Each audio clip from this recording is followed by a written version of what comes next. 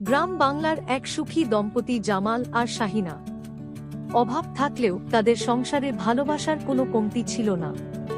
কিন্তু একদিন একটি ছোট উপহার তাদের সাজানো সংসারে বড় ঝড় নিয়ে এলো। জামাল তার সামান্য সঞ্চয় থেকে শাহিনার জন্য একটি নতুন টাচ স্ক্রিন স্মার্টফোন কিনে আনে। শাহিনা এটি পেয়ে ভীষণ খুশি হয়। ধীরে ধীরে শাহিনা মোবাইলে আসক্ত হয়ে পড়ে।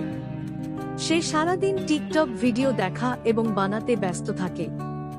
এর ফলে সে সংসারের কাজ এবং জামালের প্রতি অবহেলা শুরু করে, যেমন রান্নায় ভুল করা, সময়মতো খাবার না দেওয়া এবং জামালের কথার গুরুত্ব না দেওয়া।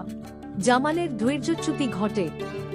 সে যখন দেখে শাহিনা মোবাইল নিয়ে এতই ব্যস্ত যে তার খাওয়ার দিকেও নজর নেই, তখন সে মোবাইলটিকে সতীন বলে অভিহিত করে এবং রাগ করে ঘর ছেড়ে চলে যাওয়ার কথা বলে। শাহিনা তার ভুল বুঝতে পেরে প্রতিবেশী পারভিন আপার কাছে পরামর্শ চায়।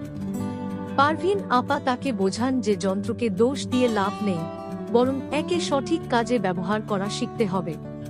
শাহিনা এবার মোবাইল ব্যবহার করে নতুন নতুন রান্না শেখা এবং ঘর সাজানোর কৌশল রপ্ত করে।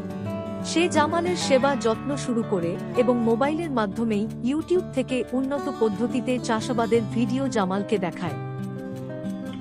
জামাল নিজের ভুল বুঝতে পারে এবং শাহিনাও তার আসক্তির জন্য ক্ষমা চায়। তাদের মধ্যে ভুল বোঝাবুঝির দেয়াল ভেঙে যায় এবং তারা বুঝতে পারে যে প্রযুক্তিকে সঠিকভাবে ব্যবহার করলে তা সংসারের জন্য আশীর্বাদ হতে পারে।